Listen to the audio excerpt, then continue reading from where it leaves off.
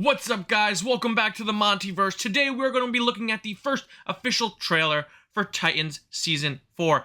Now, when it comes to the comic books, the Teen Titans are probably my favorite team from DC Comics. Nightwing, Dick Grayson, is my favorite comic book character of all time, and I have I guess you could say, love-hate relationship with this show. I like it sometimes, I love it sometimes, and other times well, not so much. But I'm really excited for Season 4 because they're finally going to be focusing on the Titans for once, which is really exciting, and not so much on the Bat family. And I like that. But Nicki, you've never seen Titans before.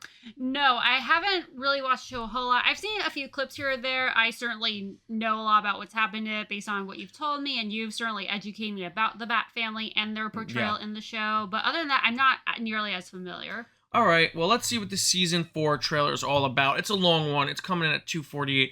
So let's get into it right now. You ready? I'm ready. All right, Titan Season 4 trailer starting right now. Whatever happened here, they want to hide it. They can't hide it from me.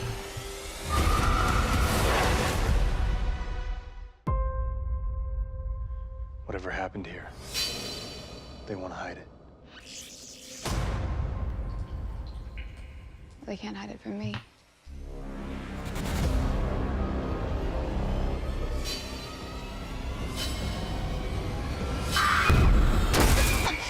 Who are you? Rachel! Interesting. What did you see? You should not have come to Metropolis. Brother blood. That's the cult of blood. That was Mother Mayhem. Is now yours. That's Mother Mayhem. Welcome to the ancient world, Mr. Luthor. Lex Luthor. Is this his debut on the show? Yes. I can assure you, the gods already know me. That's actually pretty good, Lex Luthor. This is Lex Luthor.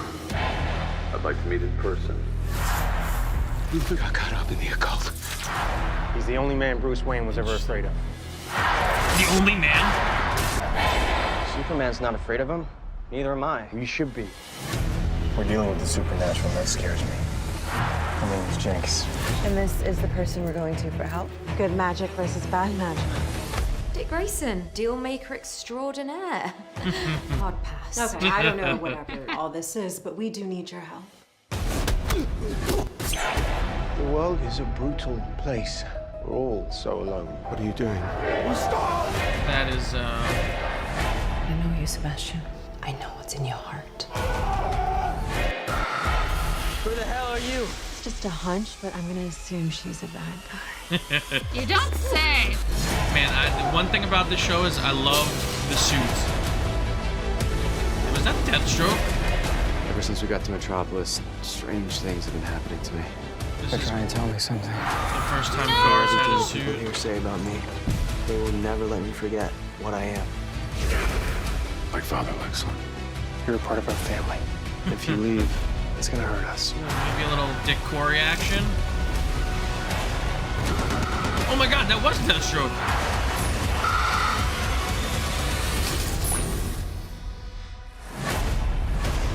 Alright, pretty cool.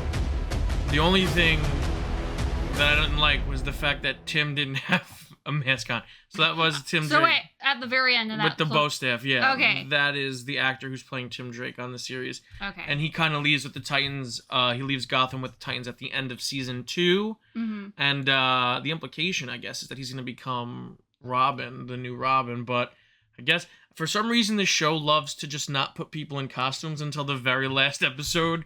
Or Garge is just getting a costume now in Season 4. I was gonna make a joke like they took a note from Ms. Marvel, but the show predates that, so never mind. I mean, all of Season 2, Dick did not have a costume, and he just fought crime as Dick Grayson until the finale. But yeah, we're not here to talk about that. We're here to talk about Season 4, and it does look exciting. There's a lot of things that are really cool that they're bringing into this. We're gonna have Connor Kent meeting Lex Luthor, which is something that always fascinates me in both comics, animated series, and now this show, because it's really that. It's interesting because the show, because his genetic makeup is Superman and Lex Luthor, he's 50% Superman, 50% Lex Luthor, the show really hasn't gotten a chance to play with that yet because I don't think they were allowed to use the bigger characters in the beginning because DC is just a mess right now. Yes, rights issues galore with all the big comic properties. Yes, but to see him interact with his father, one of his fathers, Lex Luthor, is interesting. I don't really like that line that he's the only person that Bruce Wayne's afraid of. Yeah. Because I'm pretty sure Bruce was terrified of the Joker, as we saw, and I'm pretty it's so weird. Like you say a cool line like that, and then I remember the Bruce Wayne in the Titans universe, and I'm like, that guy is just not really great. Like the same one that literally in the very first trailer that Dick said, "Fuck him." Yeah, fuck Batman, guys. But anyway. I'm really excited. So I'm excited for Connor and Lex Luthor. I'm excited the Titans are actually facing a Teen Titan villain, aka Brother Blood, the Cult of Blood, Mother Mayhem, who's the woman we saw in the trailer with the staff, who kind of introduces Lex to, I think she references the Temple of Azarath, which in the comics, the Temple of Azarath is actually where Raven was born. Okay. It's a city more so than an actual temple, and it connected to it is a gate to the Netherworld, which invokes, involves the demon Trigon, who is Raven's papa.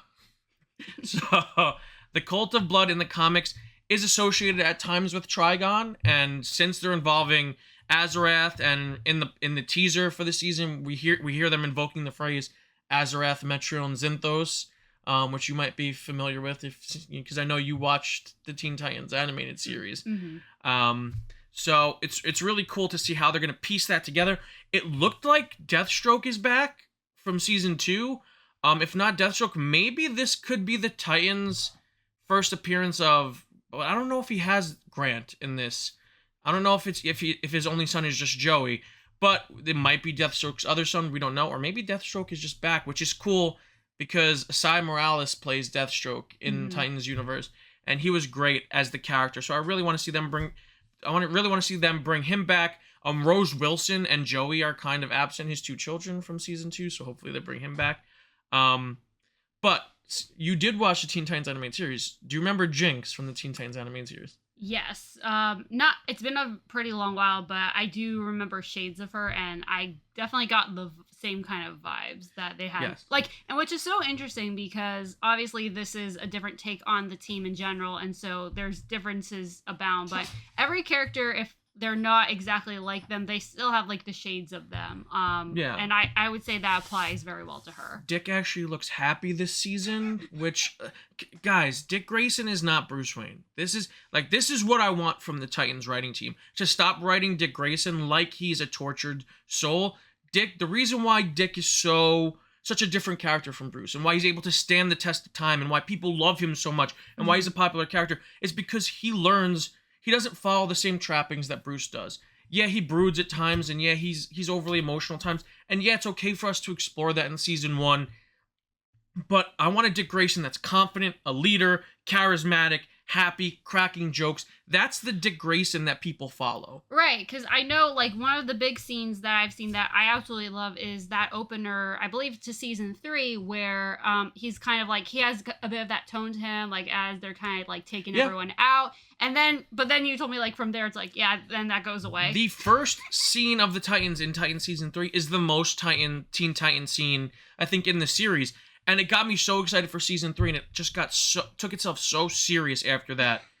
But I really want that tone to be the influence of this season. And you see them bowling, we see them hanging out together, we see them as more of a family unit. Like, it still seemed like a little bit brooding and intense, which is the tone that the series seems to have as a whole. But it also felt like it was diverging a little bit from that. Like, it was a little bit more lighthearted with Jinx and with the way Starfire, like, responded back to her. And so I think, like, that's a good, like, you can have a tone that's a little bit darker, but you can't have it just be, like, brooding and when you're tackling these characters 100% of the time. Absolutely. And what's cool is that this show was notorious for having a blue film over, like, a blue tint over everything was tinted blue. The world was very dark and everything looked weird. And this season, the blue tint is finally gone, baby. They listened to the fans, and they got rid of the stupid blue tint. So that's what it looked like to me. I hope it's gone, because you don't need it. The show looked great without it. We do get some brief glimpses of Joseph Morgan, I think the guy's name is, from Vampire Diaries. I don't know, you guys can correct me in the comments, but he's playing Sebastian Blood. This is an interesting take. It's not the same type of Sebastian Blood from the comics, because the title of Brother Blood is passed on from father to son for 8 centuries from 8 different people when we first meet Brother Blood in the comics. And he's constantly dipping himself, or whoever holds the title of Brother Blood is constantly dipping themselves in a pool of blood to slow down their aging process, so they can live a lot longer than regular humans. And most of these guys live for around 100 years before they get killed by their son, and the cycle repeats itself. So every Brother Blood gets killed by their son, and they're all named Sebastian Blood in the comics. But that it looks like the show is doing something a little different with that. And in the comics, Mother Mayhem is the wife of Blood. And it later becomes a title that's passed on from character to character, but that's how we are introduced to them in the comics. So that's your little lore on Brother Blood, Mother Mayhem, and the Cult of Blood. The Cult of Blood is essentially the same as any other cult, except they, get blood. They get blood from people, and they use it to rejuvenate this cult leader, this cult head figure. And Brother Blood does have supernatural abilities. It looks like this season is dipping into the occult a lot with Brother Blood, Jinx, and Mother Mayhem. Apparently Lex Luthor's into the occult. I love that line, by the way. The gods already know who I am. Right, which is, and that's, that kind of touches on what we talked about earlier. It's kind of ridiculous, but at the same time, there's truth to it. Yeah, Titus Welliver, I can't wait to see his interpretation of Lex Luthor. Not only is he a hot toy collector and a comic collector, but he's also a big comic book guy. So I'm really excited to see what he brings to such an iconic and legendary role. Right, and what I wanted to touch on that you touched on earlier is because I have seen all of Young Justice, so I have that familiarity with Superboy and kind of the interactions and his relationships with both Superman and Lex Luthor. And just based on the way they portrayed it, I was fascinated by the way they portrayed it. I'm not familiar with the actor who plays Superboy, but I kind of like just the depth that they conveyed, and the internal struggle of approaching this man. And again, like I said, it's on the one hand the tone was a little bit lighter, but I think it had the right amount of menace to it at the same time. Yeah, and his line delivery so far is really good. Super imposing. He's not a big guy, but he's very imposing. Right, and that's more important than any physical quality. Yeah, I love this eerie calmness that he has to him. I like that he's able to figure out a way to personally contact Superboy. It's really cool. I'm really excited for this. As a fan of the Titans, I when they start introducing more Titans lore from the comics. They're pulling stuff from the Jeff Johns run. They're pulling stuff from the Wolfman Perez run. So that really gets me excited, because the Wolfman Perez New Teen Titans run is one of my favorite comic books of all time. So the more they pull from that, and hopefully this season does feel like a season of Titans, because last season felt like a combination between one of the worst Bat Family stories I've ever saw. And the Titans were background characters in their own show, two Batman characters, and they weren't even being written very well like that. We have Tim Drake, who was introduced last season, who I hope that we get to explore his character more, because we got the fanboy side of him, which is a big part of Tim. Tim's, he's quirky, he's nerdy, he's a fanboy, he's highly intelligent. But I want to see more than that. I want to see the relationship between Dick and Tim grow. Right, because that's the thing. Like I said, you've told me so much about the history of the Bat family to where he's not just a replacement Dick. He's his own character in his complete own right. And I think that if you're going to utilize him, use him to the fullest extent you can. Yeah. He's not just a random side character who replaces him. There's a reason why fans immediately latched on to Tim and became so fond of him. He treats the mantle of Robin with tons and tons of respect. Mm-hmm. Dick is just a natural born, and he's born for the spotlight. It was Batman and Robin. He's the OG. He's the original. Jason, it was basically an outlet for his aggression. Mm-hmm. It was just yeah, I'm Robin. I'm the shit. I'm so cool. To Tim, it's a suit that he has to fill. It's a role that is in his mind on a pedestal. Mm-hmm. And it means a lot to him, and that identity means a lot to him.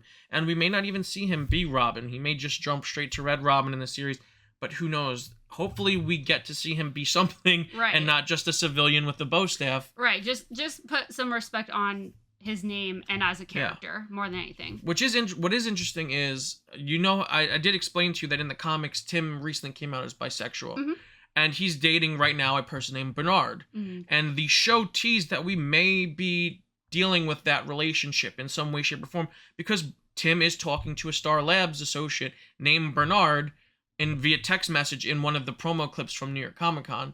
So we may get to meet Bernard this season. We may get to explore Tim's sexuality. And I like that because I love character moments, and I want to see the Titans interact. I want to see the Titans deal with actual problems, not like, hey, Scarecrow and Red Hood. Speaking of dealing with problems, one thing that did jump out to me that I did want to ask you about is, and maybe it's something that it's been alluded to.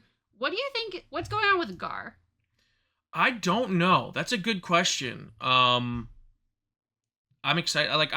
Gar needs his moment. Gar needs like a couple episode arcs, because Gar's probably got the outside of most of the other characters, Gar has had the short end of the stick for the past 3 seasons. They have not focused on him at all. Which is insane, because he's such a great character. He's only changed into like 2 animals, and it was a snake once, and it's always been a tiger. So I think this season, Gar's going to be getting some meat and some arcs and some... He's getting a new costume. He's going to change forms more. He's going to... So I don't know what's happening with Gar exactly, but give Gar more screen time. Garfield Logan. Ryan Potter's great. I like Ryan Potter. I like him as Gar. Give him more to do. Please. He's so good. Give them all more to do. Give me the Titans. I want to see these characters. Let's do it. Well, I'm excited. But what did you think? After seeing this trailer, are you interested in checking out season 4 of the Titans? I mean, it's probably convinced me more than a lot of the other trailers. Again, I think they butchered the very first trailer for the show in terms of like giving off like this very desperate, dark tone that they tried to convey. And by all means, I've heard more positive things than what I think I would have expecting for the show. But again, I've heard lukewarm things from you. Some things are great, not so great. But I think that trailer specifically was very well put together. And again, it gave everyone at least like a little bit of time, because they did show Rachel, they showed Corey, they showed Gar. So, and again, they also gave glimpses to all the new characters and what the plot actually is. Yeah. And I will say one thing, the trailer opens with Rachel kind of getting kicked out of her soul state. Yes. And in the comics, one iteration of Brother Blood is unaffected by Raven's soul state. So that could be Brother Blood, or that could be a cult member of the Cult of Blood that we see doing that to Raven. Basically, we know shit's going down. Yeah, shit's gonna get cray, and I'm here for it. But yeah, just give me more, just full-blown Titans. Give me a season of Titans that's only about the Titans. I don't want to see Batman. I don't want to reference Batman. Let's forget season 3 happened. Let's move forward into a new direction. This is the new Teen Titans, and let's treat it like that. But I think it's going to do it for us. I think Nicki, it's going to do it. Where can the people find you? You can find me at Twitter, @EgglordNicki. And you guys can find me on all the socials at the MontyVerse. If you liked the video, make sure to give it a huge thumbs up. If you're new to the channel, subscribe and the notification bell, because we have tons of content coming your way. And until next time, guys, stay versed.